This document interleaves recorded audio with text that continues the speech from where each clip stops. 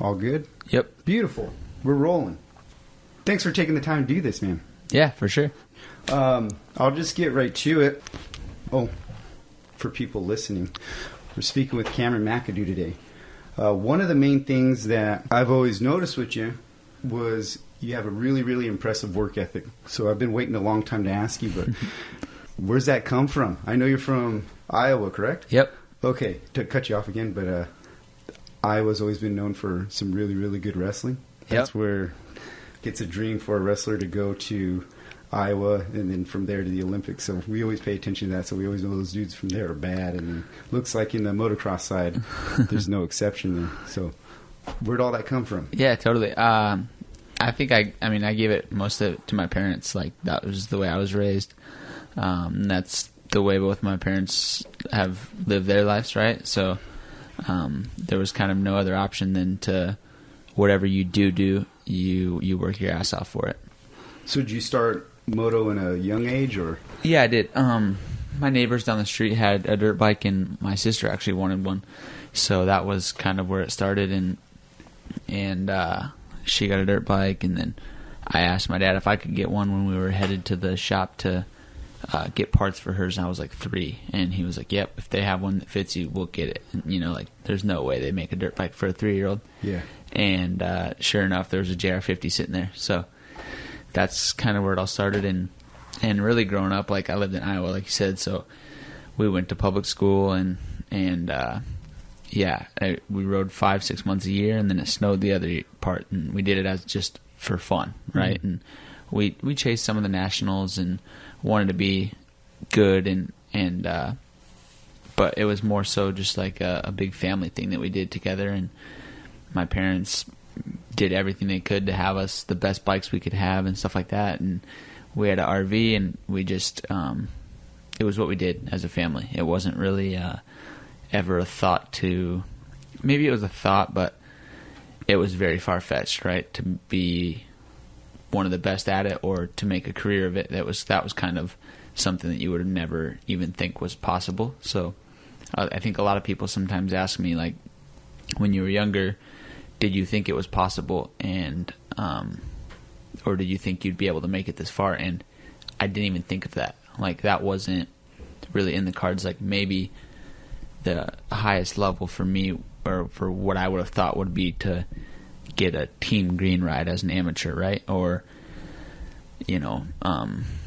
I thought arena cross, those guys that's what I looked up to. So, like, the thought of professional supercross, if I would have thought of that when I was on a 65 or an 85, that's kind of, it wasn't even a thought.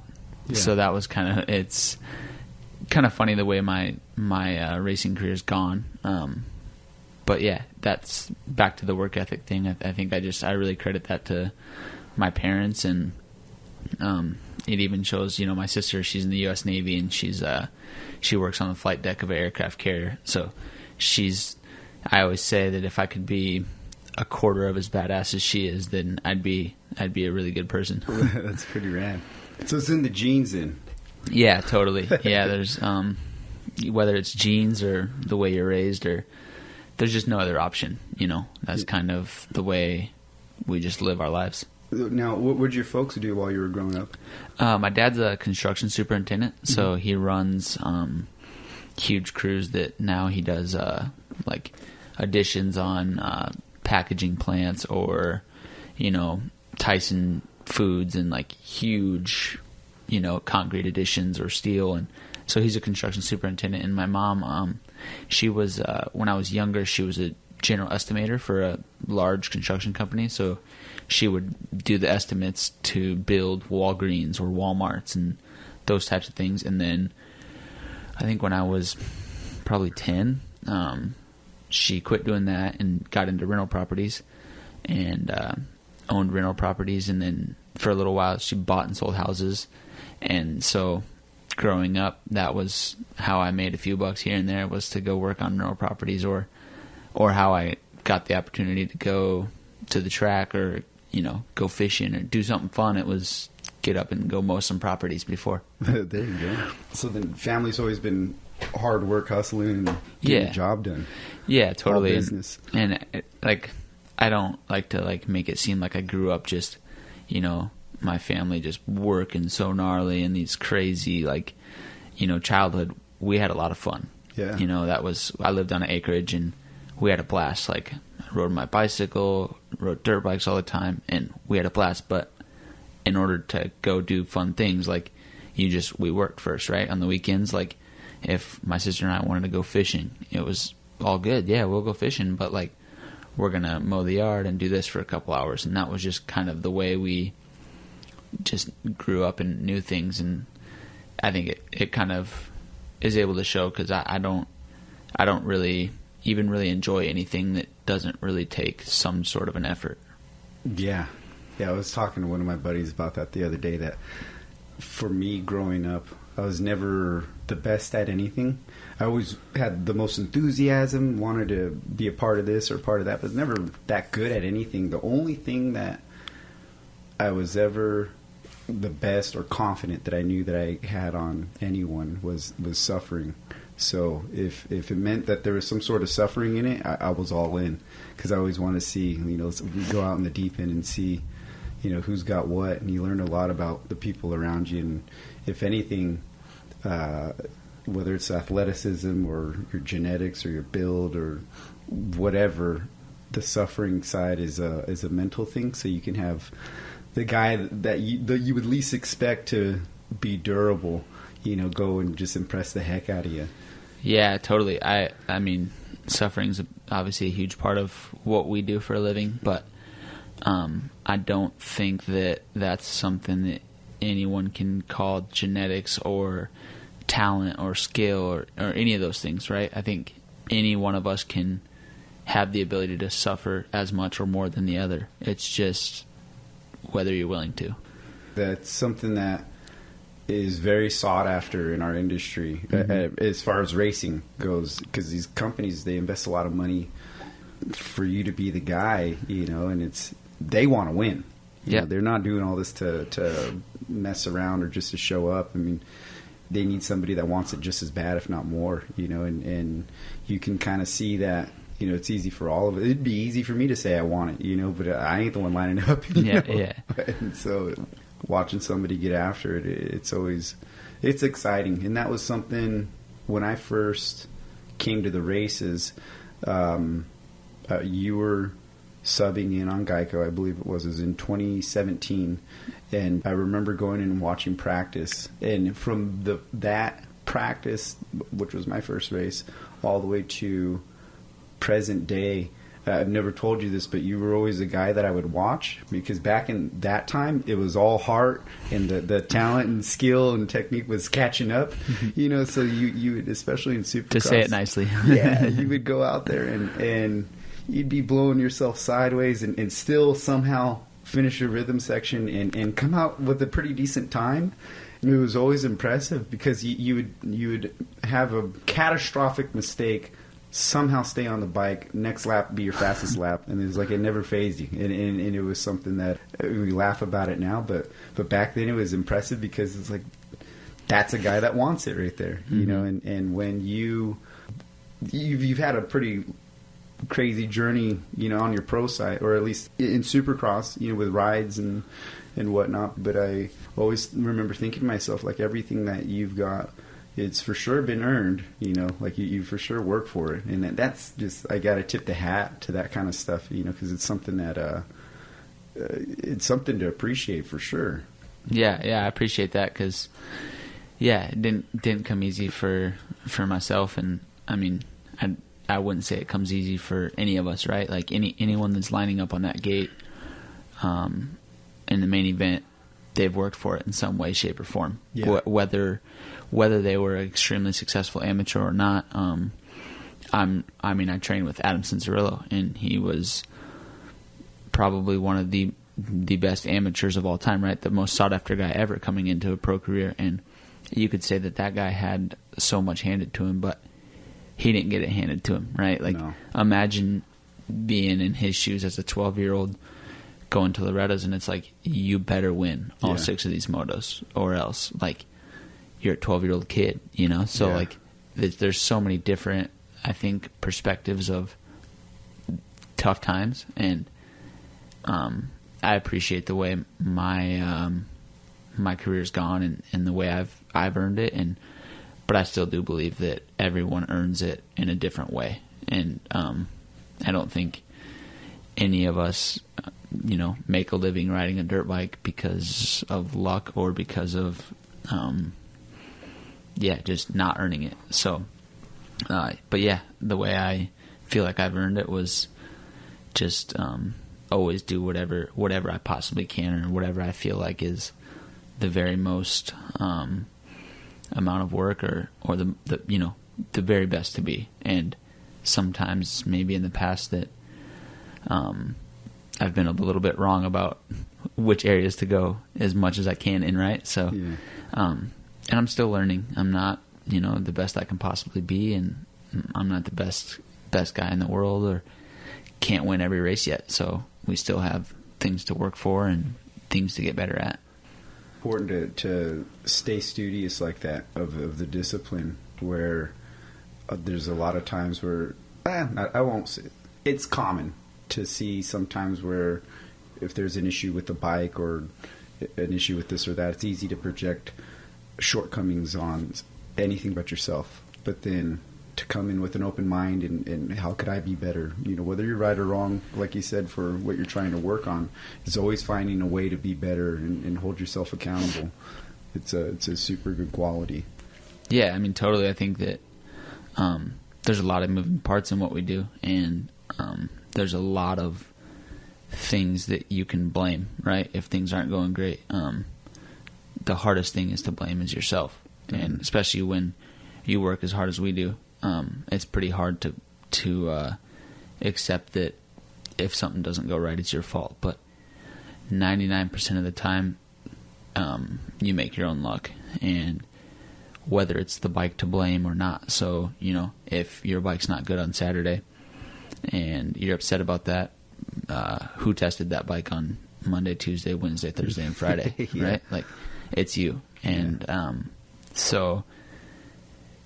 yeah, there's times where your bike might not be perfect, but at the same time, you got to look in the mirror, right? And so I think that's kind of something that I kind of enjoy about what we do too, right? Is to be able to dissect the bike and yourself and really come together with a team and group of guys who all want the same thing and want success for yourself or for, obviously our crew chiefs and our managers and our owners and everyone. They're after the same goal, and they've hired you to do the same job as that you want to do. And so it's pretty fun I enjoy that process, and it's cool, and it's really fun when it works out. Yeah, that's what my coach used to always tell me, that growing up, you have all this preparation and work. He's like, this ain't fun. None of this is fun. You know what's fun? Winning. Mm-hmm. So go out there and win in front of everybody that's watching. You get your hand raised. All right, yoo-hoo, all good, 10 seconds. All right, now get back to work. Yep. That's what we always put our work in for. Yeah, totally. That's fun stuff. Oh, for sure. I couldn't imagine just sitting on top of a box. You have your moment, whether it's microphone in your face on TV or right there in that moment in the stadium, and the energy from everybody after whatever they've witnessed. That it's so foreign to me, but to watch you guys, what's that like?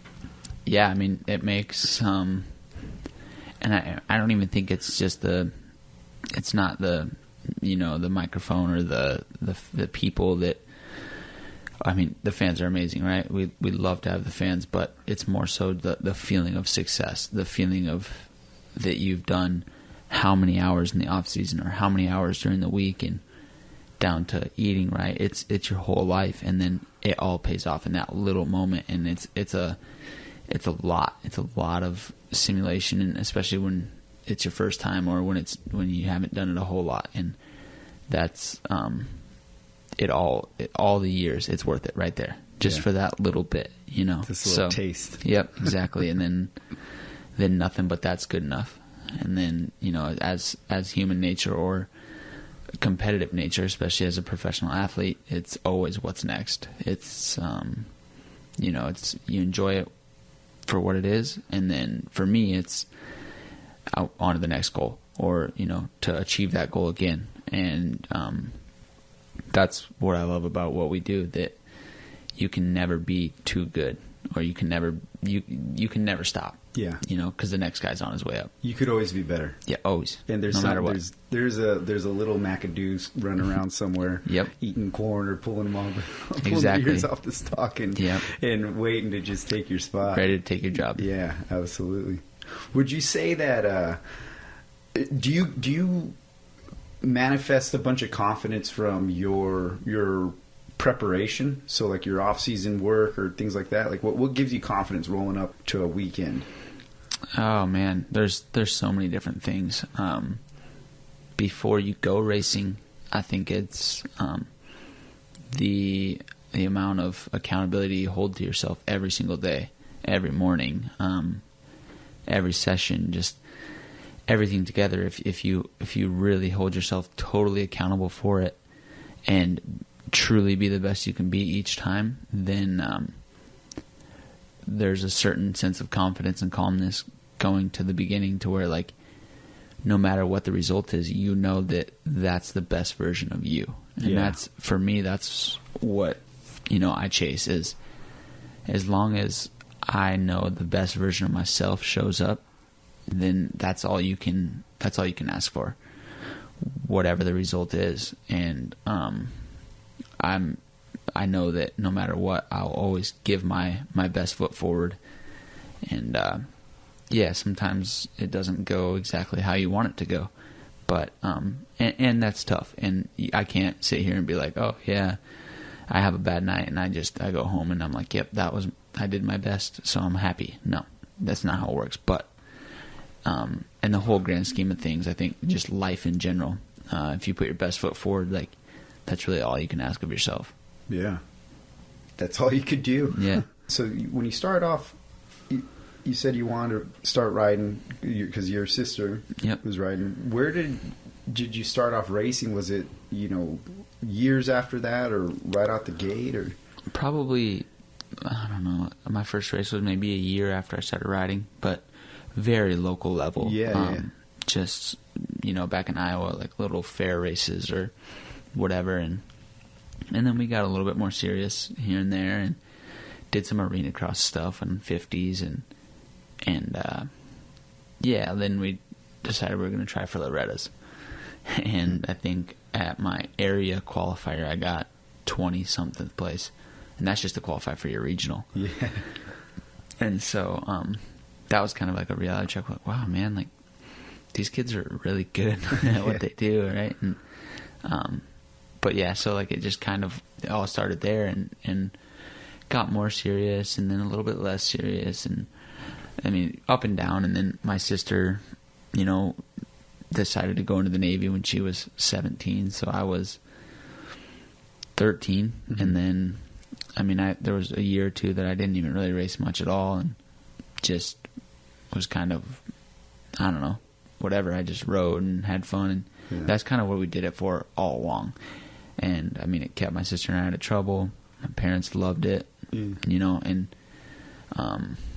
when I was 16, I always wanted to get homeschooled and go down south and race, right? And try doing something with it. And my mom was like, yeah, no chance. Like, you're going to school, you're going to be a smart kid. Like, you're going to, you know what I mean? Like, it was so out there that it wasn't realistic. And, my mom wasn't going to send me down something that I wasn't going to be able to do. But then, I raced mini O's that year that I think I was 15 at the time, and I did okay, like pretty decent and something. My dad was always down to try that route, and my mom was like, told me one day I was down in my basement. I got a road bike for Christmas that year and a trainer, and I was just cycling for I don't know why I was training. I was staying just ready. Yeah, right. And, I went to high school and stuff, and she was like, pick a training facility. At the end of the school year, like you can head somewhere. We're going to give you a year. And I was like, what? For real? Like, going into my junior year of high school. Yeah. And she's like, yep. So I picked Club MX and went there for what I thought was going to be a year, and here I am now. Yeah, which is a freaking sweet facility too. Yeah. Some of the best tracks you could get seat time on. Totally. And a lot of hammerheads there too. Yep. So that's awesome. Yeah. So right around that age. So what is that? That's like 15, 17? Yeah, I moved there when I was 16, and that was 2014. That's about the right age to find out. Yeah. I always tell parents that because there's a lot of pressure. I mean, we see a guy like AC, like to your point, where there's a lot of pressure growing up, the whole way through. But that's totally. One guy that succeeded and is still trying to make his bones. You look at him in the 450 class, he's not scared, but it's still a little bit of a rough go. He's out there searching for more success, but there's a lot of guys that get that at a young age and they crack or they can't do anything with it. But I always would like to think in my mind, right around adolescence, kid goes through puberty or something, you never know what you're going to have. It could go this way or that way. Totally. And if you have a kid that wants it, but physically he doesn't have it, right around puberty, you start seeing, okay, now everything's firing on all cylinders, and you see a lot of times there's a big jump or a big spike in their performance. Yeah. And I mean, when I moved to club, I was already racing A class, and I mean, I was a 20th place guy at Loretta's in the A class, and then I just worked and my last year of amateur, it was 2016, and I was battling for championships, and I never even actually won a championship, but I was a top 3 or top 5 guy. Yeah. And just would do whatever I could, and then I turned pro in 2017, and then just kind of I started with Moto Concepts. Yeah. They gave me an opportunity to race East Coast Supercross in 2017, and then partially way through that year, Geico reached out and wanted to do a fill-in deal for that year, and Mike Genova, the owner of MCR, told them that the only way that he would let me out of my contract was if they gave me a full year in 2018 too. So that was my first deal with Geico. I raced 2017 and I had a full 2018 year deal. What a freaking solid move by Mike! Yeah.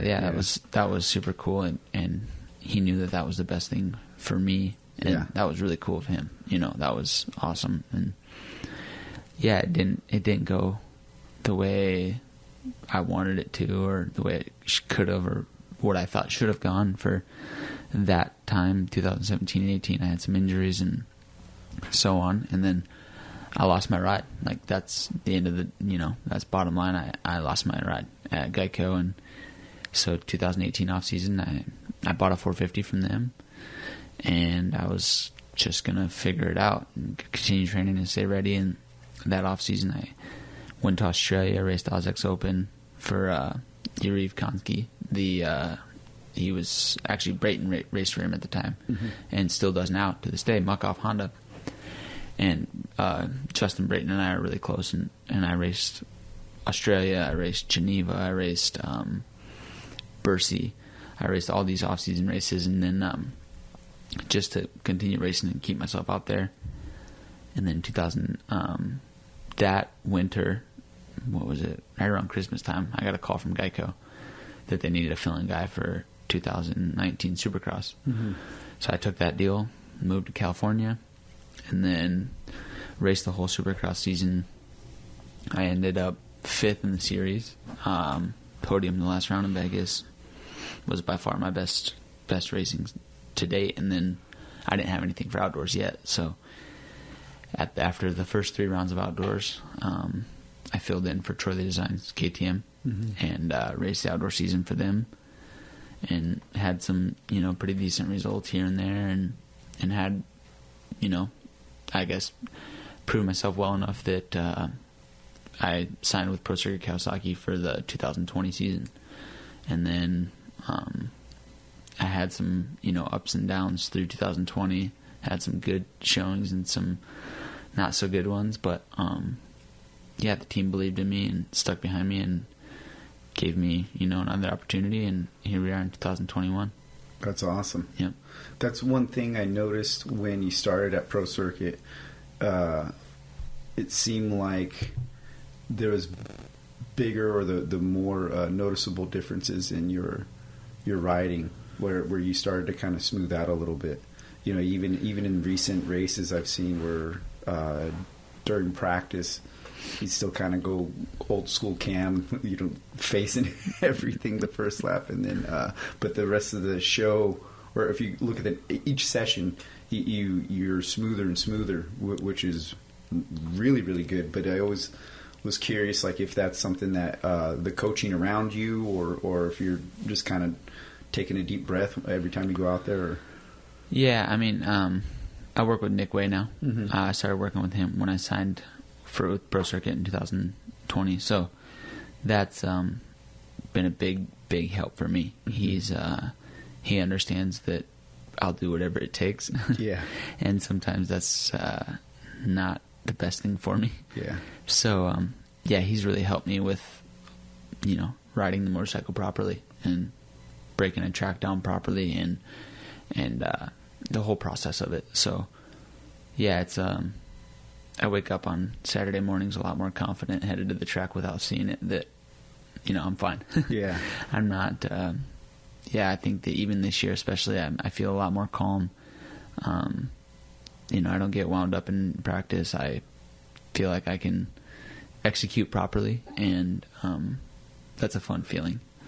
So yeah, it took years, and I'm still learning, like I said. But yeah, in the past I've had some moments, and I still do. Yeah, not as often though. Yeah, not as often. Yeah, no, it's like I said, it's always cool to see someone as they progress in the sport, you know, clean things up or get better. It's amazing. Aside from riding, growing up, you said you and your family would have quite a bit of fun. Was there ever did you ever mess around with any other sports, or was there always a moto thing? Or I played hockey when I was quite a bit younger. I think when I was 3 to 5, and my sister played hockey as well. I kind of always wanted to do what my sister did. She was 4 years older than me. Looked up to her. I still do to this day. But so yeah, we played hockey a little bit, and then it was to the point where it was like hockey or motocross. We can't afford both. Yeah. And my sister and I obviously picked the more expensive route with dirt bikes. So yeah, we did that, and I mean, we fished, we hunted, we rode bikes, but no school sports. I never played any school sports or anything like that. It's more like activities and stuff. Yeah, exactly. We grew up on an acreage and just did fun stuff that, you know, whatever was fun, running around with BB guns or whatever. So yeah, it was pretty. Were you and her pretty tight growing up? Yeah, very. Yeah, we still are. We live together now. Oh, so, wow. Yeah. We were really tight growing up. She was kind of played the big sister role more than just a big sister, though, I guess. Almost big brother, too. She'd beat people up for me or whatever. So, yeah, like, we were extremely tight. And, yeah, she actually just this past year got stationed in San Diego on the aircraft carrier there. She's been in Washington for the past 7 years. So we bought a house together, and because I lived in Marietta area, and, you know, that's where I'm at right now. So we were both pretty close to the same area, and yeah, so we live together now. That's good. So we've always been really close, and yeah, like I said, it was always, if Mackenzie thought it was cool, then I thought it was cool. That's rad. Yeah. Yeah, I had an older sister, or I still have an older sister, but when I was growing up, she's 7 years older than me. So she would do everything from dress me up, put makeup on me, and then beat me up, and just like all of this stuff.